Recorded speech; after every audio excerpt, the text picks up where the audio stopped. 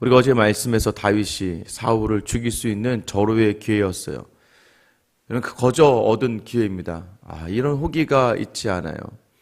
여러분들도 인생을 살다 보면요, 그냥 눈 한 번 딱 감으면 내가 생각한 것 이상으로 정말 귀한 것을 얻을 수 있는 기회가 있습니다. 거저 얻을 수 있는 기회들도 있어요. 여러분, 그때마다 우리가 놓치지 말아야 될 것은 하나님이 그것을 원하시는가라는 질문을 계속해서 놓치지 말아야 됩니다. 여러분, 어제 말씀을 듣고 온전히 감당하셨던 시간이었는지 한번 돌아보셔야 돼요. 하나님께 계속해서 물으며 하나님이 원하는 삶의 자를 택하였는가? 아니면 내 감정과 내 상태와 내 생각으로 그 감정을 그대로 분출하거나 또 때로는 그저 내 마음대로, 내 욕심대로 그것을 행하며, 여러분 믿음의 사람이요, 특별히 새벽에 나오신 여러분들은 이 새벽에 기도할 때마다 어제 하루를 묵상하다 보면 너무 그 자리가 더 불편해지고 어려워지게 되는 것이죠. 여러분, 하나님만이 주관하는 삶이라는 걸 놓치니까 그러는 거예요. 누가 심판하시고 누가 판단하시며 누가 갚으십니까? 하나님이 갚으신다는 거예요. 여러분, 늘 순간에 다시 한번 또 오늘 말씀을 통해서 여러분 삶의 자리에서 모든 불편함의 모든 자리에서 늘 하나님을 기억하며 하나님이 원하시는 자리에서는 여러분 되시기를 예수님의 이름으로 축원합니다.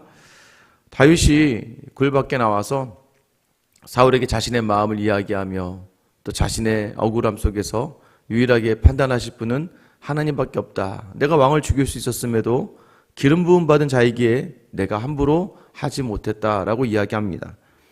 오늘 그 말을 들은 16절에 다윗이 사울에게 이같이 말하기를 마침에 사울이 이르되 내 아들아, 내 아들 다윗아, 이것이 내 목소리냐 하고 소리를 높여 울며라고 되어 있어요. 여러분, 지금 사울은 죽을 뻔한 위기에서 지금 건져진 거죠. 그런데 이것이 다윗이 자기를 죽일 수 있음에도 죽이지 않았다. 여러분, 그리고 나서 다윗은 뭐라고 이야기하냐면 내 아들 다윗아라고 이야기해요. 원래 11절에 보면 다윗이 사울을 향하여 내 아버지여 이렇게 이야기합니다. 사실 관계적으로 보면 장인어른이고 사위니까 이 표현이 틀린 것은 아니죠. 그러나 다른 사람을 충분히 해할 수 있고 충분히 그 사람을 죽인다 할지라도 오히려 잘했다라고 칭찬받을 만한 일 속에 있지만, 그럼에도 불구하고 우리의 마지막 선택은 하나님 앞에서 하나님이 원하시는 바가 무엇인지를 물어보았을 때 여러분, 우리의 대적되었던 사람들이 변화되기 시작한다는 것이죠. 17절에 보면 다윗에게 이르되 나는 너를 학대하되 너는 나를 선대하니 너는 나보다 의롭도다. 네가 나 선대한 것을 오늘 나타냈으니 여호와께서 나를 내 손에 넘기셨으나 네가 나를 죽이지 아니하였도다라고 얘기해요. 여러분, 사울은 다윗을 학대했습니다. 근데 다윗이 지금 사울을 선대했다고 이야기해요. 근데 사울이 뭐라고 이야기합니까? 의롭다라는 거예요. 여러분, 우리가 의로운 사람이 되는 이유가 무엇입니까? 우리는 2000년 전에 오신 예수 그리스도를 십자가에 못 박은 죄인들입니다. 우리는 하나님을, 주님을 향하여 늘, 여러분 지금 믿음이 있는 지금의 모습에도 보세요. 여러분이 삶의 자리가 늘 예수 그리스도를 드러내고 영광을 돌리고 빛이 나게 합니까? 여러분, 냉정하게 보시면 우리의 삶의 자리가 우리가 예수를 믿는 것으로, 여러분 정말 주변에 있는 많은 사람들이 여러분을 좋아하고, 야, 네가 예수 믿으니까 내가 너무 좋다. 네가 예수 믿으니까 참 세상이 달라 보인다. 내가 너를 볼 때마다 삶의 희망과 소망이 있다라고 이야기하십니까? 아니면 여러분을 보면서 눈살을 찌푸리거나 또는 여러분을 보면서 어떤 표정을 짓고 있습니까? 우리의 예수 믿음이 의로 드러날 수 있는 이유가 무엇이에요? 세상의 사람들은요, 경쟁합니다. 서로 간에 이익이 손에 주어지지 않으면 그저 아무렇지도 않게 대해버리는 게 세상이에요. 여러분, 결정적인 순간에 돌아봐도 아무도 없는 거예요. 근데 여러분, 그 와중에서도 선을 행할 수 있는 사람, 여러분 다윗이요, 궁지에 몰렸어요. 자기에게 다가왔던 환난당한 자, 빚진 자, 마음이 요통한 자들을 품는 것으로도 모자라서 이제는 원수된 사울마저도 자기 마음 안에 담아내며 생명을 보존하게 됩니다. 여러분, 이게 바로 예수님께서 이야기하신 원수를 사랑하라 라고 이야기하는 거예요. 왜 사랑해야 됩니까? 나를 대적하는 원수의 그 악함보다 더 크시고 더 긍휼과 자비가 많으신 하나님의 그 사랑이 우리를 향해 있기 때문이에요. 우리는 늘 하나님 앞에서 악을 행했으나 하나님들 우리를 선하신 것이 바로 의라고 이야기하시고, 의, 하나님의 뜻. 우리가 이 땅을 살아가면서 이제 하나님의 뜻을 따라가는 사람이기 때문에 우리가 하는 모든 선함, 여러분 이 선함 속에서 의를 드러낼 수 있어야 되는 것이죠.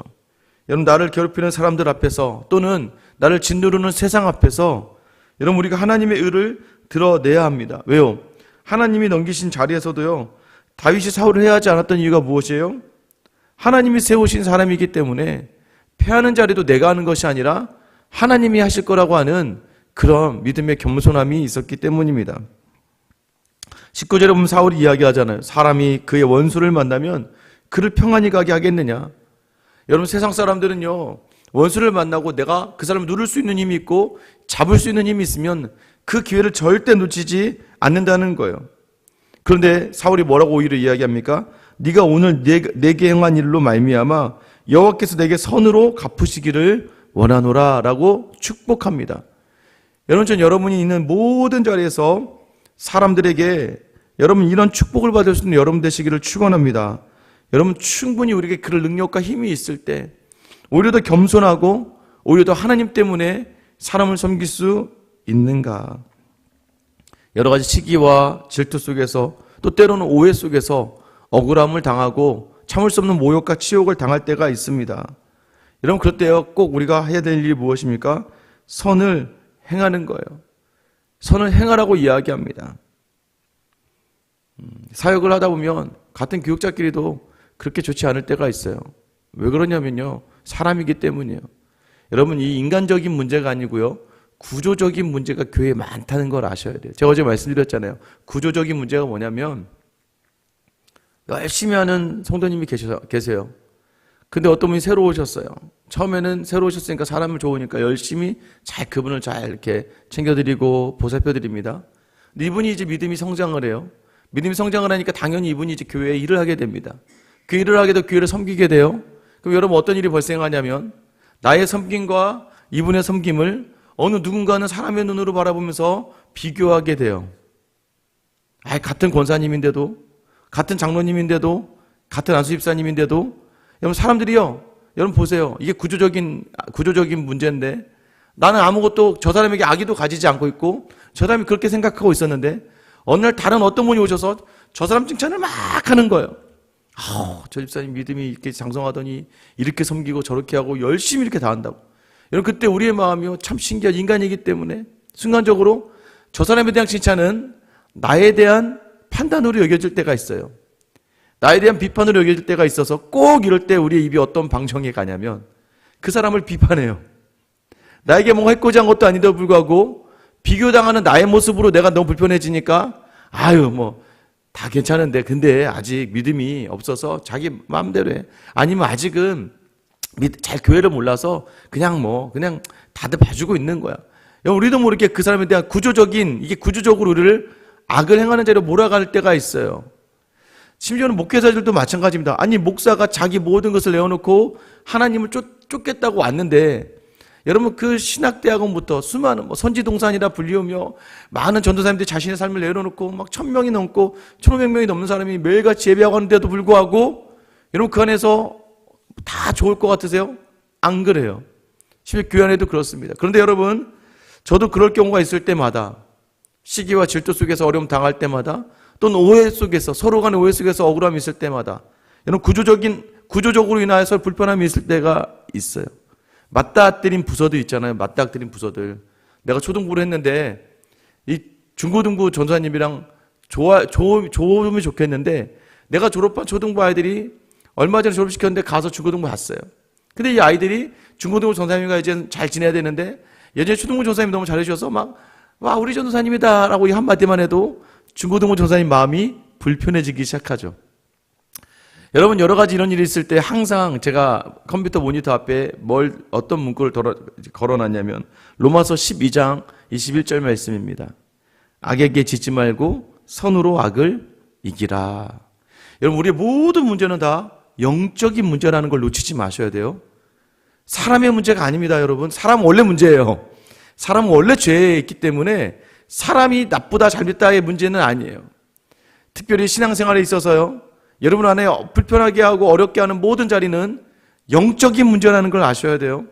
내가 저 사람이 미워진다, 내가 저 사람이 불편하다, 내가 저 사람이 싫어진다, 그 자기 믿음의 문제라는 걸 여러분 아셔야 돼요. 내 안에 예수 그리스도에 대한 확실한 마음과 믿음과 생각이 있지 않으니까 사람이 미워지는 거예요. 누구에게 지는 겁니까? 악에게 지는 거예요. 서운해진다, 아쉬워진다, 후회가 된다. 무엇의 문제예요? 믿음의 문제예요.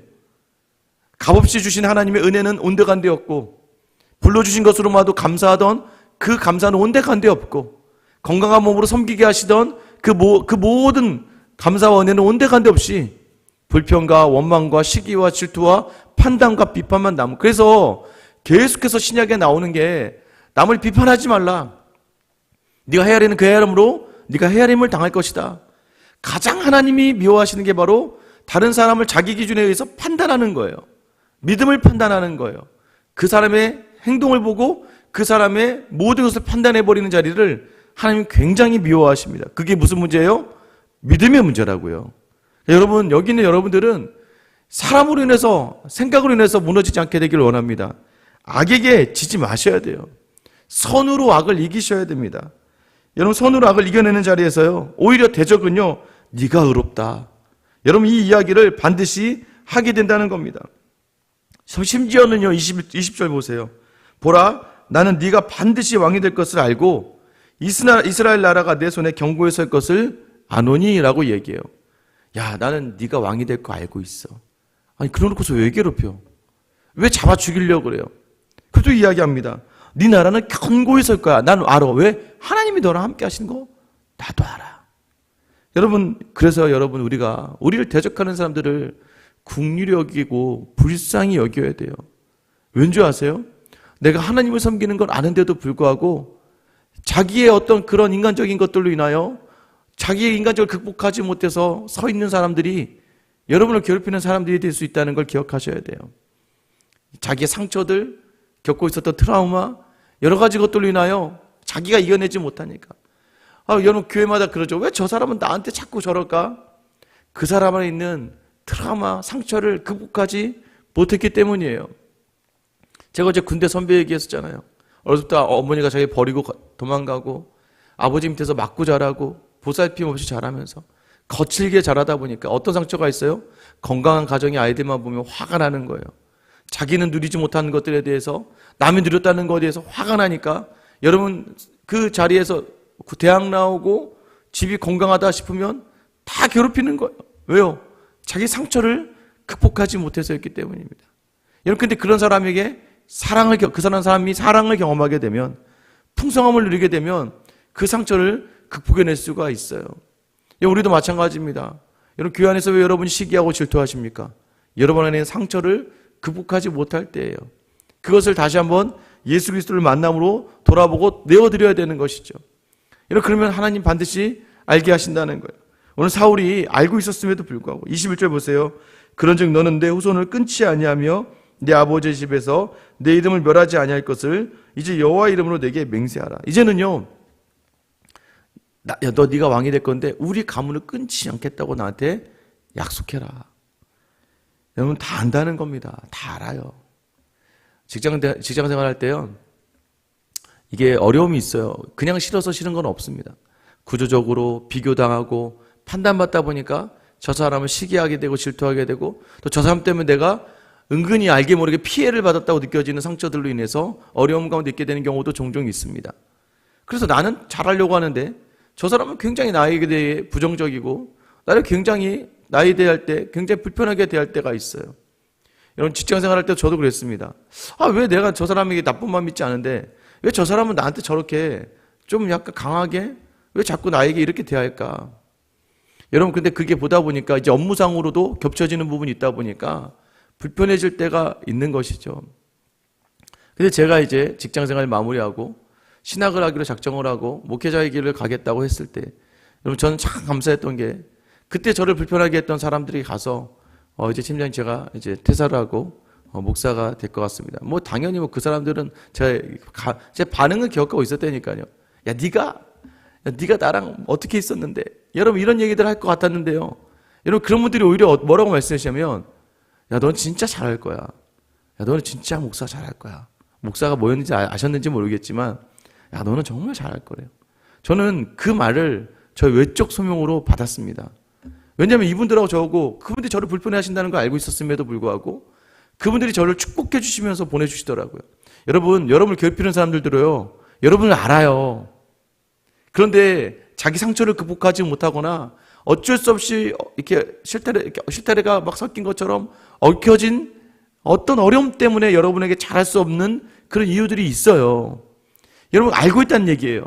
그래서 그 사람들로 인하여 그 사람들 안에서 정말 내 안에 있는 하나님을 볼 수 있는 그 자리, 그게 뭐예요? 선을 행하라는 거예요. 그래도 선을 행하셔야 합니다. 그럼 하나님께서 그 자리를 이렇게 여러분 축복으로 갚아 주신다는 거예요. 22절 말씀 보세요. 다윗이 사울에게 맹세하며 사울은 집으로 돌아가고 다윗과 그의 사람들은 요새로 돌아가니라. 여러분 대단하지 않습니까? 여러분 다윗이요 또 그 맹세를 해요. 알겠습니다. 내가 당신의 집의 사람들 절대 죽이지 않을 거예요. 여러분 어떻게 자기를 죽이려 했던 사람, 여러분 사울도 오히려 바뀌지 않아요. 지금 왕이 사울인데도 불구하고 사울이 다윗에게 간청하며 부탁하고 있고 다윗이 그 간청의 부탁을 허락해 주는 맹세를 하고 있는 것이죠. 여러분 이게 어떻게 가능합니까? 어떻게 이런 삶이 살 수 있을까요? 하나님이 심판하시고 판단하신다는 것을 놓치지 않는 사람만 가능한 거예요. 저 사람이 나한테 뭐라 하든 그때 뭐라고 했어요 제가? 내 감정을 그 사람에게 던지면 전쟁이죠. 그런데 그 사람이 나한테 어떻게 하고 내 마음에 상함이 있고 환경이 나를 어렵게 할 때 우리의 가장 큰 무기는 뭐예요? 다 하나님한테 던지는 거예요. 하나님한테 다 던지는 거예요. 하나님 알아서 해주세요. 하나님 알아서 해주세요. 목회를 하다 보면 오해를 하고 잘못된 생각을 가지다가 막 저를 막 어렵게 하는 분들이 있었습니다. 어렵게 하는 제자들도 많았어요. 그럼 그때 어떻게 해야 됩니까? 생각 같아서는 가서 그냥 확 그냥 해버리고 하면 좋겠는데 여러분들 그런다고 해서 그게요. 저는 솔직하면 또 다 될 줄 알았는데 솔직해도 안 되는 자리가 더러 있더라고요. 그런데 그때 어떻게 합니까? 굳이 막 풀려고 하다가 오히려 더 얽혀버릴 때가 있어요. 그래서 그럴 때는 그냥 가만히 있어야 돼요. 가만히 있으며 아까 얘기했죠. 악에게 지지 말고 가능할 때 선을 행하며 기다리다 보면요. 아직은 다 그렇진 않지만 많은 자리가요. 시간이 지난 뒤에야 풀릴 때가 또 많더라고요. 그때 오히려 죄송합니다. 미안합니다. 여러분 이렇게 하나님께서 깨닫게 하신 자리에 서게 하시죠. 왜요? 저도 그랬으니까. 저도 일전에 보면서 예전에 사역자들이나 어떤 분들을 보면서 평가하고 판단했잖아요. 또 부모들에 대해서도 그러지 않았겠습니까? 근데 여러분 내가 그 자리에 서 있고 내가 경험을 하다 보니까 이전에 내가 얼마나 어리석었는지 내가 얼마나 미련했는지 하나님이 알게 하셔서 저도 죄송합니다 하면서 연락을 하게 되고 또 예전에 저희 어머니 아버지의 마음을 알게 되며 헤아리게 되는 것, 여러분 하나님이 여러분의 모든 선함에 대해 갚아주시는 줄 믿으시기를 축원합니다. 그래서 여러분 오늘도 마찬가지예요. 모든 자리에서 여러분 내 원함과 다를 때 입으로 말로 마음으로 범죄하지 마시고 내 최선을 다해서 선을 행하는 자를 놓치지 마셔야 돼요. 그게 뭐예요? 상대방의 머리에 숯불을 쌓아놓는 거예요. 여러분 더 나아가서요, 불편한 이들로 시기와 질투와 불평과 원망해서요, 여러분을 향한 축복으로 바뀌게 하는 이 믿음의 자리를 지켜낼 때에 하나님 반드시, 우리가 항상 찬양하잖아요. 믿음이 이기네. 주 예수를 믿음이 온 세상 이기네. 믿음이 여러분을 이기게 하는 그 놀라운 경험을 하는 저와 여러분 될 수 있게 되기를 예수님의 이름으로 축원합니다. 기도하겠습니다. 사랑의 하나님, 인간으로 살아가는 자리 매번 하나님 나를 좋아하는 사람들만 많으면 좋겠지만 세상이 나를 싫어하는 것 같고 주변에 있는 사람들이 나를 해하는 것 같고 계속하여 나 홀로 서 있는 것 같은 외로움의 자리와 고통의 자리에 있을 때가 있습니다.